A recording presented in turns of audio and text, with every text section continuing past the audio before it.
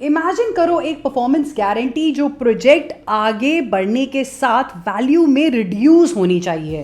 Contractor एक के बाद एक माइलस्टोन कंप्लीट करता जा रहा है, बेनिफिशियरी का रिस्क कम श्रिंक होता जा रहा है, तो लॉजिकली बैंक गारंटी अमाउंट भी श्रिंक होनी चाहिए ना। लेकिन क्या इसका मतलब ये है कि बैंक को हर बार एक नई अमेंडमेंट इशू करनी पड़ेगी जब भी कोई माइलस्टोन कंप्लीट हो? बार बार पेपर वर्क ड्राफ्ट करना, फ्रेश अप्रूवल्स लेने, एप्लीकेंट और बेनिफिशियरी के बीच आगे पीछे जाना सिर्फ एक नंबर रिड्यूस करने के लिए? ये एग्जॉस्टिंग लगता है ना दोस्तों। और इंटरनेशनल ट्रेड में एग्जॉस्टिंग प्रोसेसेस डीलेज लीड करते हैं माय डियर फ्रेंड्स, और डीलेज डिस्प्यूट्स लीड करते हैं। आर्टिकल 13 ऑफ URDG 758 इस प्रॉब्लम को सबसे स्मार्टेस्ट तरीके से सॉल्व करता है।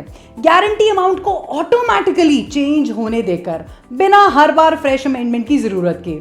हिंदी ट्रेड बाइट्स में वापस आपका स्वागत है। URDG 758 का आपका article by article series ICC के uniform rules for demand guarantees का। मैं हूं रवनीत, और अगर आप पहली बार ज्वाइन कर रहे हैं तो अभी के अभी रवनीत नॉलेज बाइट्स के यूट्यूब चैनल को सब्सक्राइब करें और एक्सप्लोर करें हिंदी ट्रेड बाइट्स प्लेलिस्ट। सारे पहले एपिसोड्स मेरे वहां आपका इंतजार कर रहे हैं।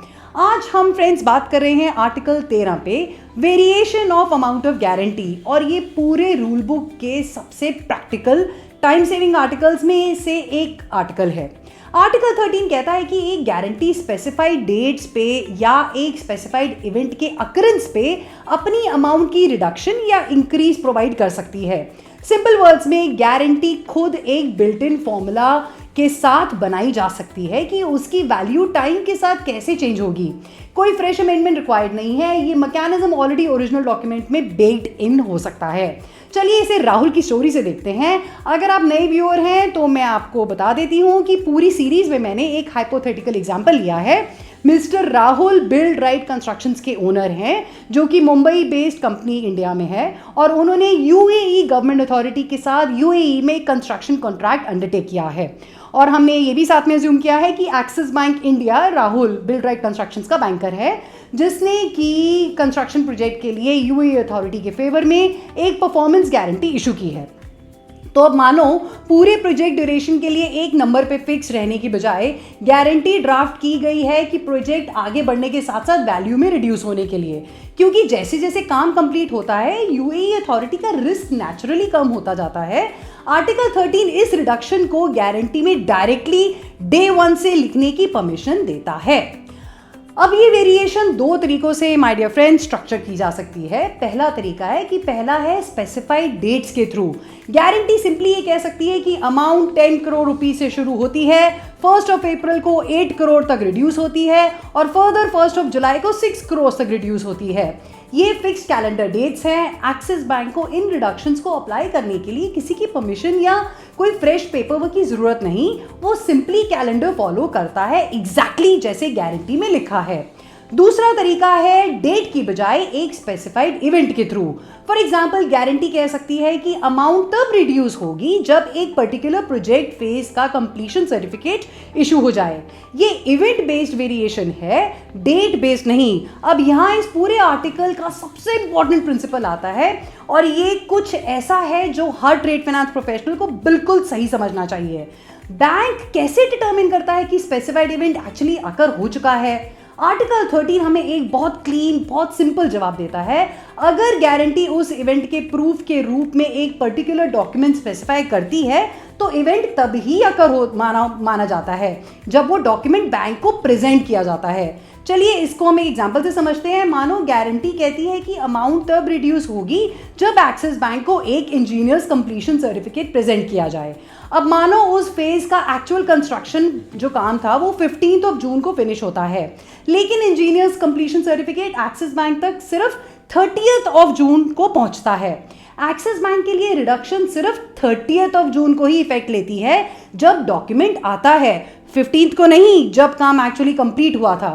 एक्सिस बैंक किसी को ये वेरीफाई करने के लिए नहीं भेजता कि काम असली में 15 को फिनिश हुआ था या नहीं। वो कंस्ट्रक्शन साइट इन्वेस्टिगेट नहीं करता, वो सिंपली डॉक्यूमेंट देखता है।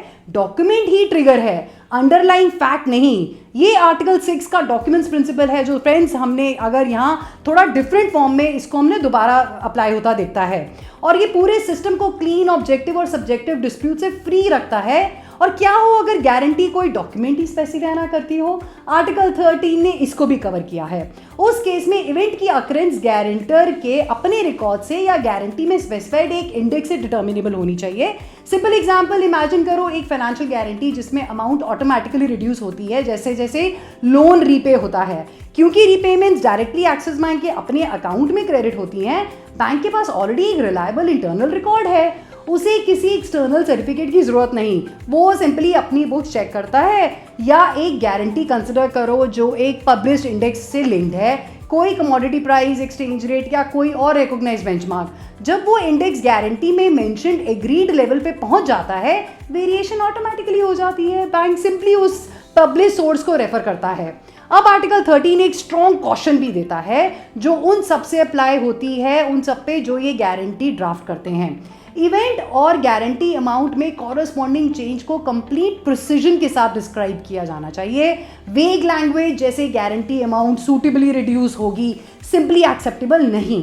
क्यों? क्योंकि ऐसी लैंग्वेज डिस्प्यूट्स इनवाइट करती है। सूटेबली का मतलब क्या होता है?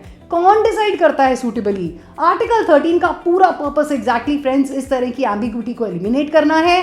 गारंटी में एग्जैक्ट इवेंट और एग्जैक्ट अमाउंट जिससे गारंटी बढ़ती या घटती है क्लियरली स्टेटेड होना चाहिए। कोई वेग लैंग्वेज नहीं, इंटरप्रिटेशन के लिए कोई जगह नहीं।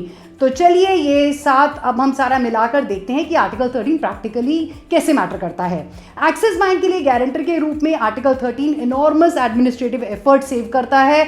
हर बार जब गारंटी वैल्यू चेंज होने की ज़रूरत होती है तो फ्रेश अमेंडमेंट इशू करने की बजाय बैंक सिंपली उस मैकेनिज्म को फॉलो करता है जो शुरुआत से बिल्ट इन था। राहुल जैसे एप्लीकेंट्स के रूप में क्या फ़ायदा है? इसका मतलब है एक स्मूदर, फास्टर, कम paper work heavy guarantee process जैसे जैसे उनकी प्रोजेक्ट अपने माइलस्टोन से गुजरते हैं। यूए अथॉरिटी के लिए बेनिफिशियरी के रूप में क्या फ़ायदा है? आर्टिकल 13 कंप्लीट ट्रांसपेरेंसी देता है। वो एग्जैक्टली जानते हैं कि गारंटी अमाउंट कब और कैसे चेंज होगी क्योंकि सब कुछ एडवांस में क्लियरली लिखा हुआ है। कोई सरप्राइजेस नहीं, कोई डिस्प्यूट्स नहीं इस बात पे कि कोई इवेंट ट्रूली अकर हुई भी या नहीं। गारंटी को एक स्टैटिक डॉक्यूमेंट की तरह ट्रीट करने की बजाय वो सिर्फ फॉर्मल अमेंडमेंट्स से उसको गुजरना चाहिए। आर्टिकल 13 इसे ऑटोमेटिकली इवॉल्व होने देता है उन डेट्स, इवेंट्स, डॉक्यूमेंट्स, रिकॉर्ड्स या इंडिसेस के बेसिस पे जो शुरुआत में ही एग्री किए जाते हैं। ये पेपर वर्क कम करता है, डिस्प्यूट्स कम करता है और पूरी गारंटी मैकेनिज्म को शुरुआत से आखिरी तक क्लीन और ऑब्जेक्टिव रखता है। ये था article 13 variation of amount of guarantee unpacked. अगर ये सीरीज फ्रेंड्स आपकी ट्रेड फाइनेंस नॉलेज में वैल्यू ऐड कर रही है तो प्लीज़ ये वीडियो लाइक कीजिए, किसी अपने ट्रेड फाइनेंस के साथी के साथ जरूर शेयर कीजिए और मेरे YouTube channel Ravneet knowledge bytes पर सब्सक्राइब कीजिए। URDG 750 की पूरी series Hindi trade bytes playlist पर अवेलेबल होती जाएगी आर्टिकल बाय आर्टिकल। और हमने तो अभी शुरुआत की है, मिलते हैं अगली बार। Thank you.